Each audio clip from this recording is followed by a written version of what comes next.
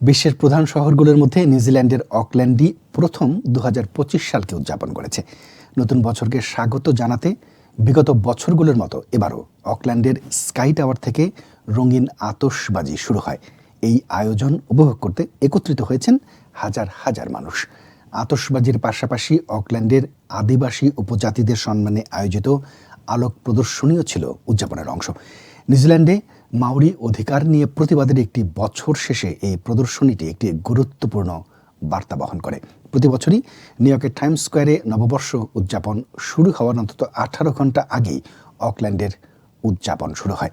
এদিকে অকল্যান্ডের পর অস্ট্রেলিয়ার সিডনি হারবারেও নববর্ষ উদযাপন শুরু হয়।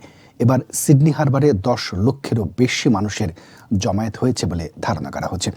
নববর্ষ উপলক্ষে সিডনি হারবারে ব্রিটিশ পপ তারকা রবি উইলিয়ামস একটি গানের অনুষ্ঠান পরিচালনা করবেন এবং আদিবাসী শিল্পীরা তাদের ঐতিহ্যবাহী নৃত্য ও সঙ্গীত পরিবেশন করবেন।